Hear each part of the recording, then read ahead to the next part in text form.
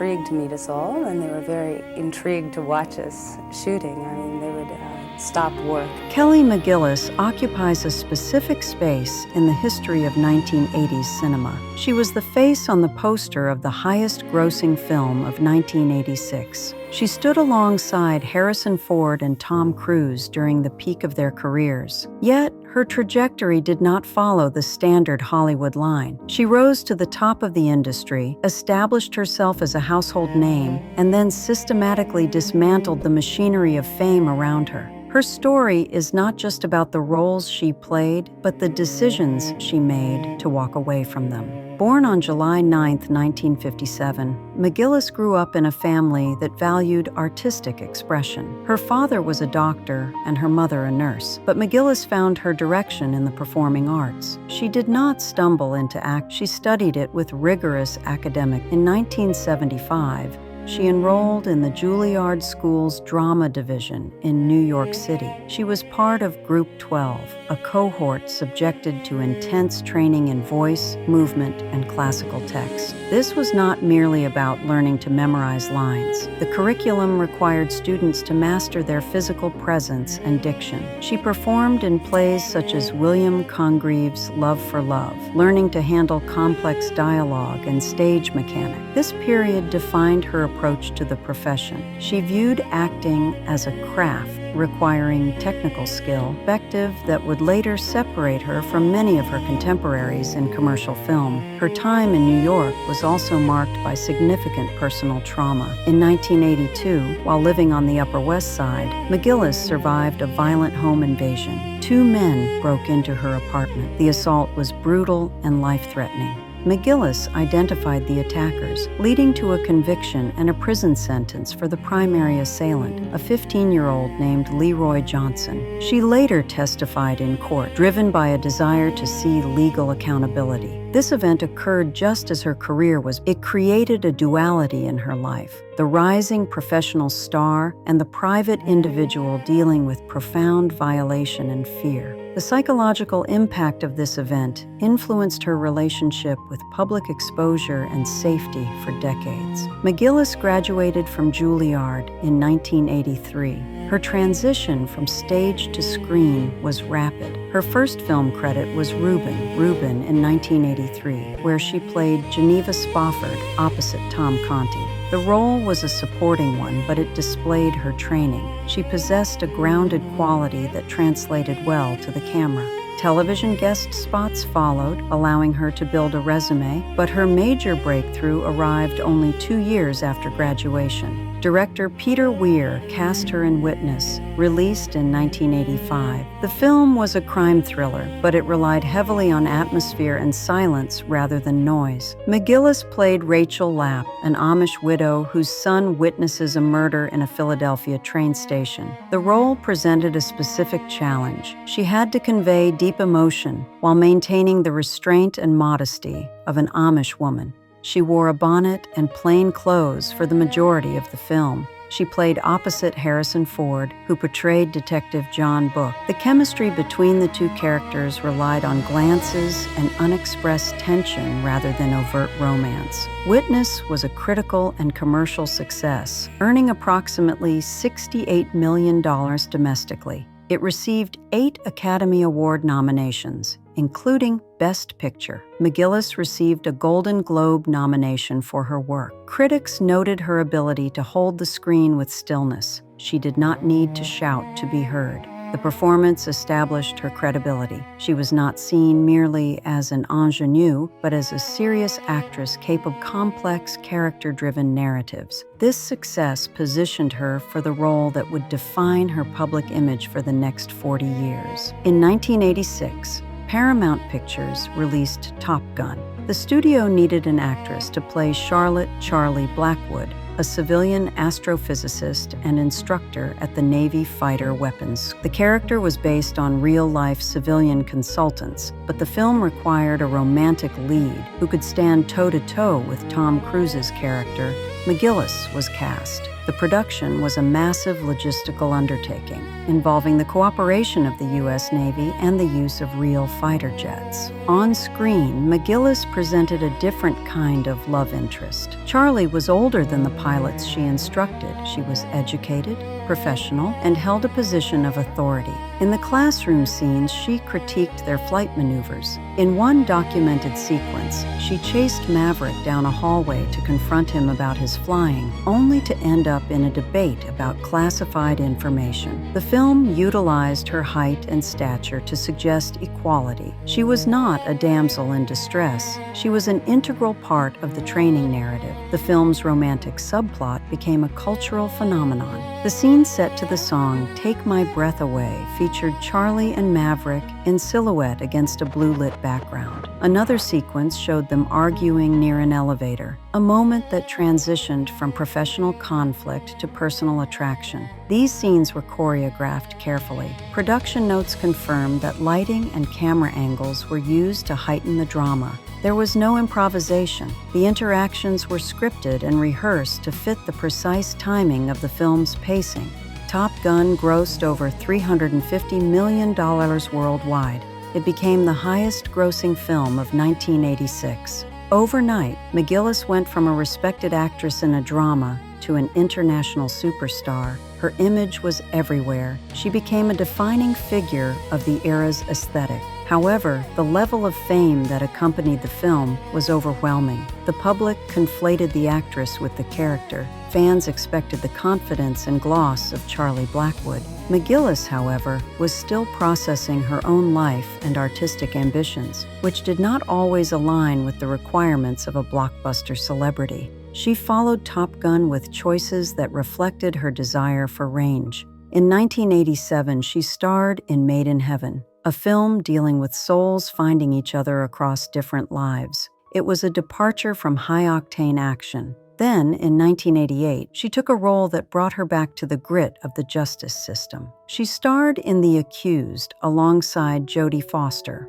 In The Accused, Foster played Sarah Tobias, a woman who is gang-raped in a bar. McGillis played Catherine Murphy, the assistant district attorney assigned to the case. The role was difficult. The character of Catherine Murphy begins the film willing to cut a plea deal, prioritizing her conviction rate over the victim's need for a public trial. Throughout the narrative, the lawyer changes her stance, eventually fighting to prosecute the onlookers who cheered the assault.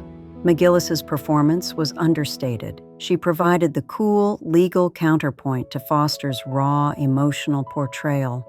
Foster won the Academy Award for Best Actress, but critics acknowledged that McGillis provided the necessary structural support for the story. The film addressed the subject of sexual assault and victim blaming directly, a topic that resonated with McGillis's personal history, though she kept the details of her own 1982 attack largely private at the time. By the late 1980s, McGillis was working steadily, but the landscape of her career was shifting. She appeared in Cat Chaser in 1989 and The House on Carroll Street in 1988. These films did not replicate the massive financial numbers of Top Gun, but they kept her active in the industry. She continued to rely on the techniques she learned at Juilliard, focusing on preparation and script analysis. As the 1990s began, McGillis started to drift away from the center of Hollywood. In 1992, she played Claire Hodgson, the wife of baseball legend Babe Ruth, in the biopic The Babe, starring John Goodman. To prepare,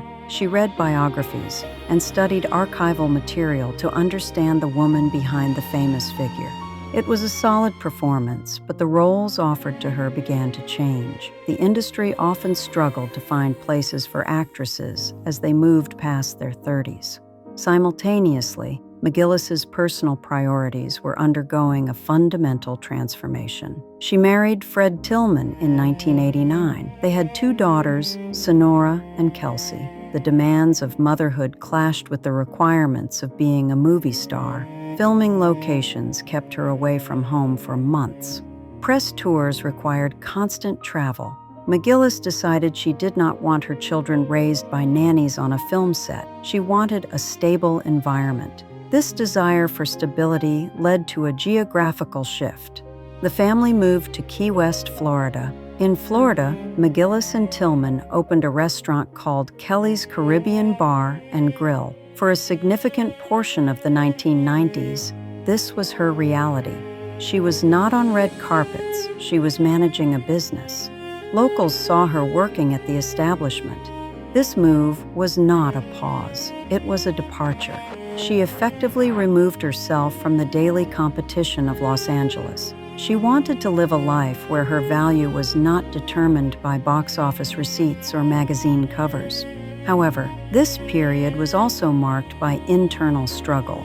McGillis battled substance abuse issues. Alcohol became a coping mechanism for the unresolved trauma of the 1982 attack and the pressures of her public and private life. She later described this time as difficult, marked by a feeling of being lost. Her marriage to Tillman ended in divorce in 2002. Tillman retained primary custody of their daughters, a fact that McGillis later accepted as necessary for their stability at the time. Following the divorce and the sale of her interest in the restaurant, McGillis entered a new phase of rehabilitation and discovery. She sought help for her addiction. She spent time in a rehabilitation facility in Pennsylvania. Recovery became the central focus of her existence. Stood that she could not be a present mother or a functional artist without sobriety. She achieved sustained sobriety in 2009. This victory over addiction allowed her to reassess her identity. For decades, rumors had circulated regarding McGillis's personal life. In 2009, during an interview with the website She Wired, she addressed these rumors directly. When asked what she was looking for in a partner, she stated she was done with the man thing. She confirmed she was a lesbian. She explained that her sexual orientation had been something she knew since she was 12, but she had suppressed it due to social pressure and a belief that God would punish her. Coming out was an act of liberation. She did not do it for publicity. She did it because she was tired of living inauthentically. Following this announcement, she entered into a civil union with Melanie Lace, a sales executive she had met years earlier at her restaurant. Although the union ended in 2011, the transparency remained. McGillis no longer hid who she was. With her personal truth established and her sobriety intact, McGillis returned to her roots, acting and teaching. She did not chase blockbuster fame. Instead, she moved to Hendersonville, North Carolina. She chose the location for its quiet environment and distance from Hollywood. In North Carolina, she began teaching acting at the New York Studio for Stage and Screen. Her teaching method draws directly from her Juilliard training. She instructs students on the importance of voice, breathing, and character analysis. She emphasizes that acting is about revealing the truth of a human being, not about celebrity. Verified reports from her workshops describe her as a rigorous and supportive instructor. She shares her experience with the camera, but insists on the discipline of the stage. She views this work as a way to give back to the art form that saved her. She also returned to performing, but on her own terms. She took roles in independent films and regional theater productions. She appeared in The Inn of the Sixth Happiness on stage. She took parts in low-budget horror films and thrillers like Stakeland, 2010, and The Innkeepers, 2011. These projects did not have the budget of Top Gun, but they allowed her to work. In Stakeland, she played a nun in a post-apocalyptic world. The role was unglamorous and gritty. It required her to be older, tougher, and stripped of vanity. Critics noted that she brought a gravity to these genre films that elevated the material. In 2016, violence intruded on her life again. A woman broke into her North Carolina home. McGillis was home at the time. The intruder attacked her. McGillis was forced to defend herself and flee the house to call 911. The incident was traumatizing, bringing back memories of the 1982 attack. However, McGillis responded with transparency. She posted about the event on social media, obtaining a concealed carry permit and upgrading her security. She refused to be a silent victim. She spoke about the fragility of safety and the importance of preparedness. The cultural conversation around McGillis reignited in 2022 with the release of Top Gun: Maverick. The sequel brought back Tom Cruise as the lead. It also brought back Val Kilmer, who played Iceman. However, Kelly McGillis was not in the film. Her character, Charlie, was not mentioned. The filmmakers chose to introduce a new love interest, played by Jennifer Connelly. The media sought McGillis's reaction. In an industry where actors often fight for relevance, her response was notably blunt. In a 2019 interview with Entertainment Tonight, prior to the film's release, she was asked if the producers had contacted her. She said they had not. She explained the reason clearly. "I'm old, and I'm fat, and I look age-appropriate for what my age is, and that is not what that whole scene is about." This statement was not a complaint. It was a factual observation of Hollywood standards. McGillis acknowledged that the franchise relied on a specific aesthetic of youth and physical perfection. That aesthetic anymore? And she was fine with it. She stated that she preferred to feel secure in her own skin rather than place value on external appearances. She did not express bitterness toward Jennifer Connelly or the production team. She simply noted that her life had moved in a different direction. Today, Kelly McGillis lives a life defined by privacy and specific professional choices. She continues to reside in North Carolina. She is a mother and a grandmother. Her focus remains on her family and her sobriety. She has been diagnosed with alpha-1 antitrypsin deficiency, a genetic respiratory condition.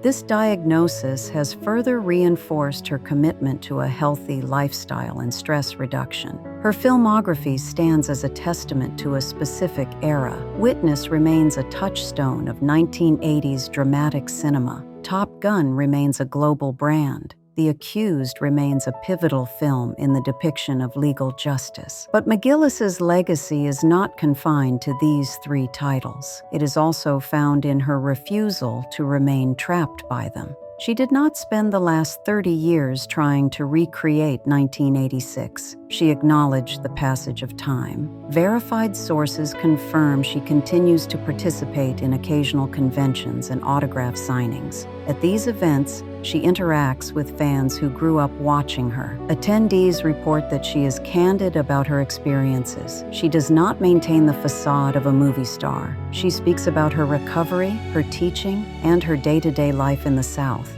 Her journey reflects a survival instinct. She survived the pressure of Juilliard. She survived a brutal assault in New York. She survived the overwhelming scrutiny of global fame. She survived addiction. She survived the collapse of her marriage and the loss of her anonymity. Through it all, she transitioned from a passive object of the camera's gaze to an active participant in her own narrative.